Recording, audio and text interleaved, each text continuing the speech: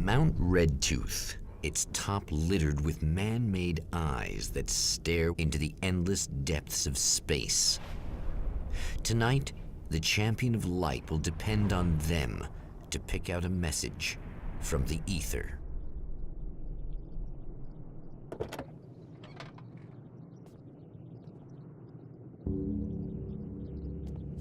As history repeats itself, the man remembers the patterns. He knows that he needs the missing part for the telescope. I better find Dr. Meadows' car. That's where the camera should be.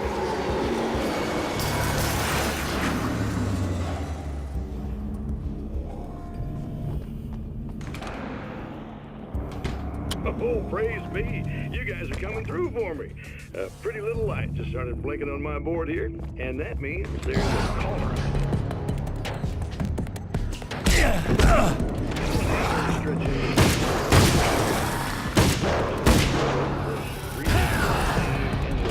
Over and over. Touched by waking them up.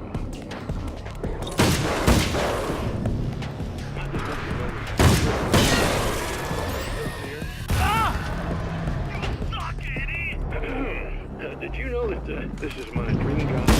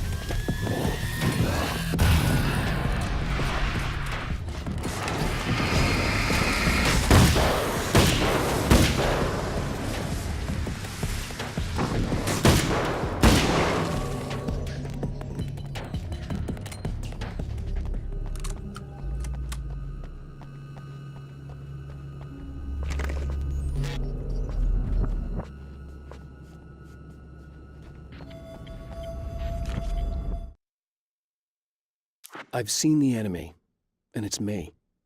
I've faced dark horrors before, things that live in the unimaginable pressures of the world beyond our own.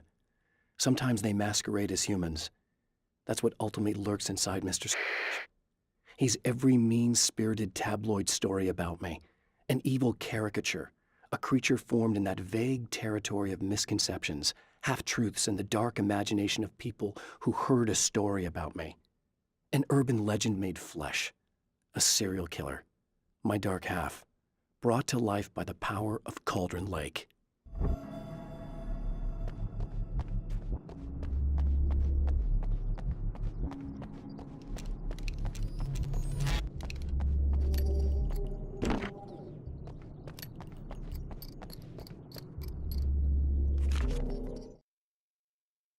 There are places where our world is worn thin, and another reality brushes against ours.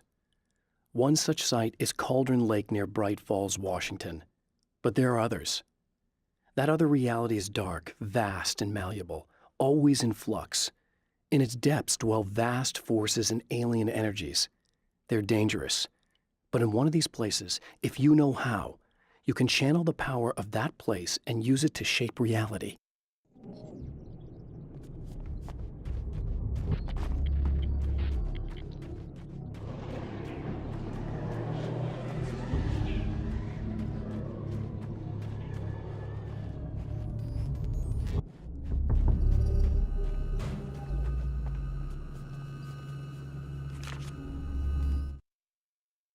The darkness rose from the depths of Cauldron Lake and took Alice.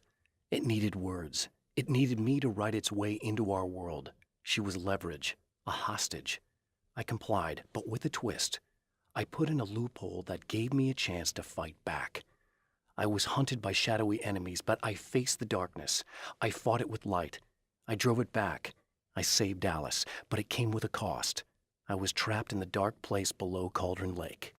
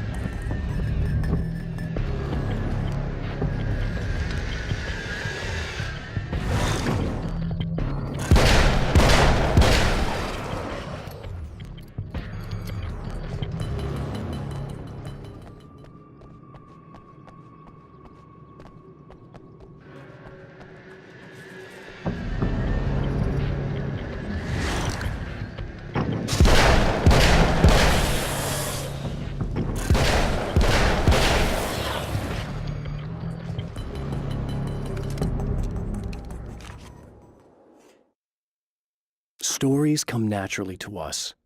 We can't help it.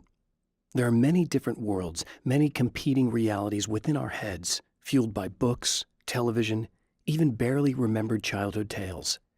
There's an endless supply of fictional concepts more familiar to us than anything or anyone real. We have a far greater connection to the fictional characters we know and love than the random people we pass on the street. Our destinies and inspirations are shaped by lies, myths, and fables.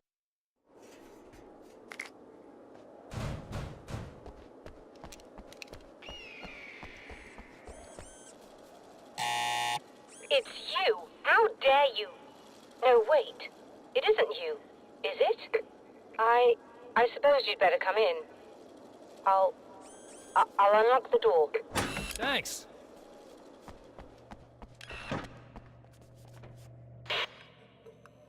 I know what you're thinking.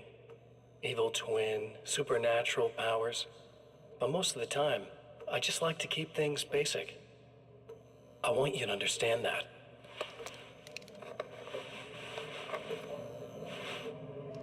Like this.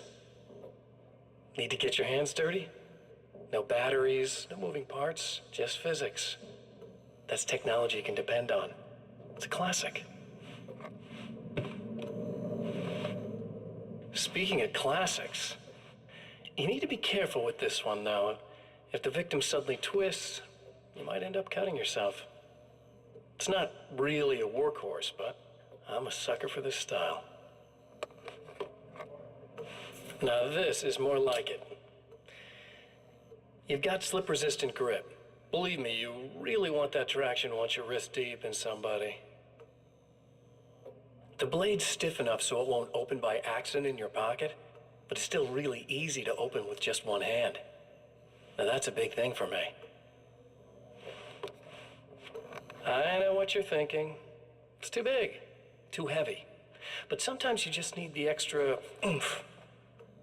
If you're talking intimidation, this is gonna do the job. Also great for dismemberings and whatnot. You know, the messy jobs. I can't tell you how many things I've MacGyvered with this stuff.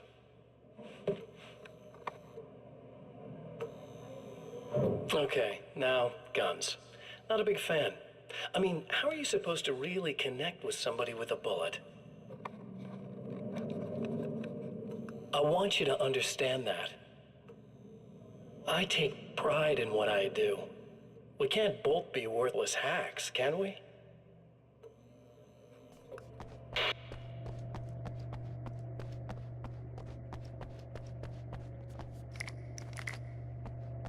You'll have to forgive me, but this feels very strange. It seems like this has all happened before. I have the replacement part for your telescope, Doctor. All right. Let's get it installed.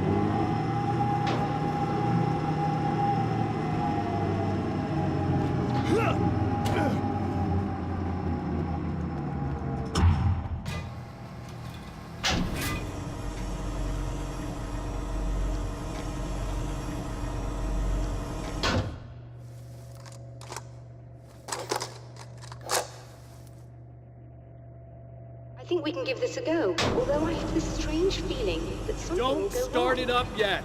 There's a problem with the coolant system. Yes, that's right. I remember. All right, let me think. If they're sabotaging it, they'll be at the primary coolant pipe outside. If you can secure it, we should be ready to pick up the signal. That is why you're here, isn't it? Yes, it is. I'll take care of it. Before you go, if you have the time, I'd appreciate if you came up here and explained a few things. All of this is very strange to me.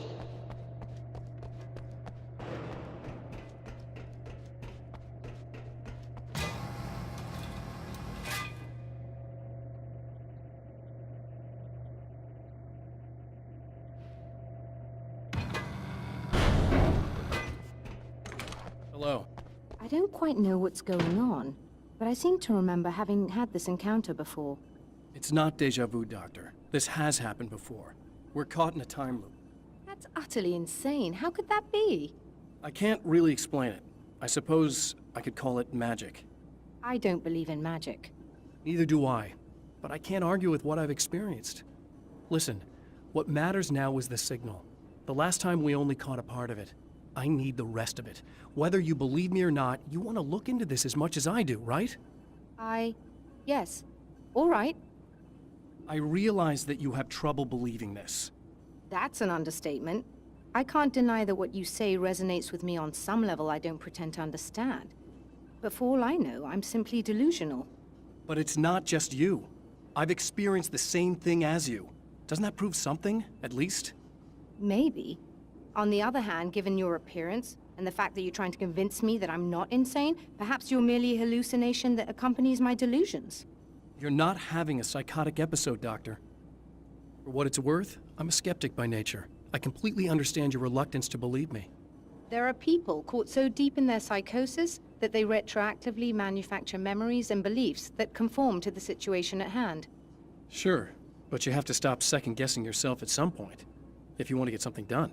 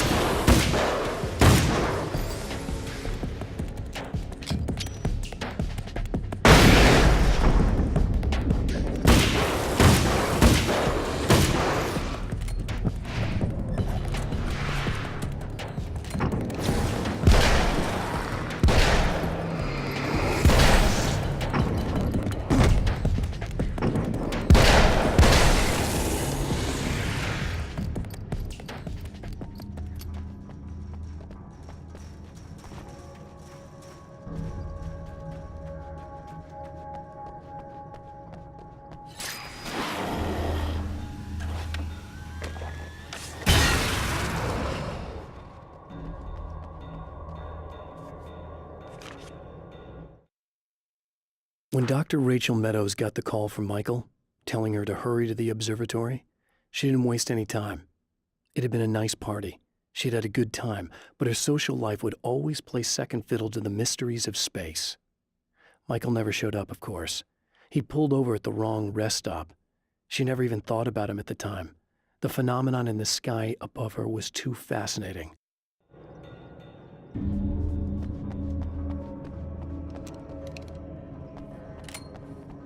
These beams hate the light, am I correct? You should be able to turn on the lights and secure the area that way.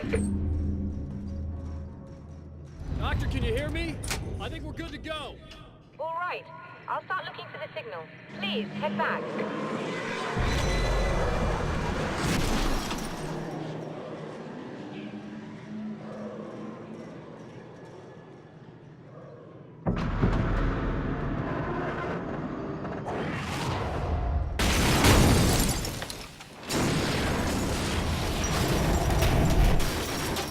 I guess they didn't like that.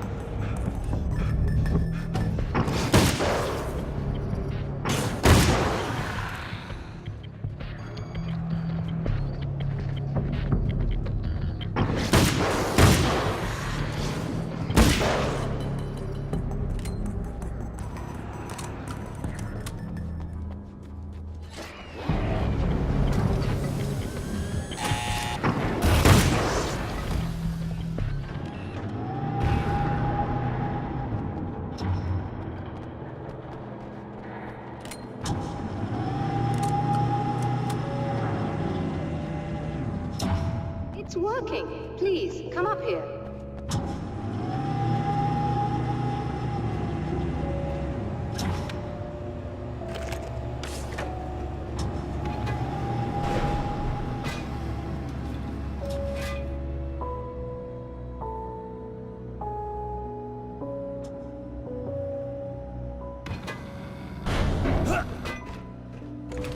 You find the signal? Yes, I don't think it's quite the same thing we had, the last time. Still, we're definitely picking it up. Are we getting the complete signal now? I'm afraid not. Take a look at it yourself. I'm printing out a hard copy now. I'd like to ask you a question or two before that, though, if you don't mind. What's on your mind, Doctor? Most people would find these events extremely disturbing, provided that they survive these creatures, that is. You seem to be quite adept at dealing with the situation. Why is that? Yes, I was involved in... It's a complex story. I was in this small town, and a horrible thing from another dimension kidnapped my wife and manipulated me into writing this horror story that came true. I learned to fight it with light, and I managed to contain it and free my wife. But I was trapped in its world. Are you serious? Absolutely. So, I'm used to reality working in strange or even impossible ways. And I've fought these things, not exactly like this, but close enough for a good while now. Of course, I have certain advantages. Was there anything else? What did you mean when you said you have advantages? At the risk of sounding like a lunatic, reality is much more fluid than people think. It can be influenced. I didn't take you for a mystic. I'm not. I'm a writer. And under certain conditions, I can, for lack of a better word, rewrite reality. Change things. That's absurd. But it works. Assuming I believe this, why don't you simply, I don't know, write yourself some superpowers? It's not quite that simple. You need to follow certain laws of drama, I suppose. You need to think about consistency and symbolism. Often what you write isn't anywhere near as important as what you imply. There are things out there that will take advantage of your mistakes. You really believe in this? Don't look at me like that. You've experienced some of this yourself. I will gladly admit that something exceedingly strange is going on. But this idea that you're somehow altering reality with your writing is ridiculous. You're essentially saying you're controlling my actions. Leaving aside the rational arguments against this, What gives you the right? Well, it's more like having a destiny. A path you're on. You're not aware of it, but there it is. If somebody changes it, what difference does it make? It's what every writer does. If you write something that affects one of the characters, they don't really know about that. I'm not a character. Are you saying that it's all right to take advantage of someone if they aren't aware of it? Look, all I meant was that if you're genuinely making all your own decisions, and those decisions lead to whatever destiny you have, what practical difference does it make? I suppose that depends on whether our destinies are determined by things like physics and probabilities, or natural reality, which is presumably neutral and impartial, or by some kind of an intelligence. If it's the latter, that intelligence makes choices based on some criteria. If we suffer as a result of those choices, there's a moral and ethical element involved, regardless of whether we're aware of its manipulations. Wouldn't you agree? You're taking this very well. I thought you'd be hangry. I suppose I would be if I thought you could actually do this. Another printout. Another signal fragment. The message is still not complete, but it's another piece of the weapon he has built against his adversary. Mere words on a piece of paper, but in the right hands, they will hold back the darkness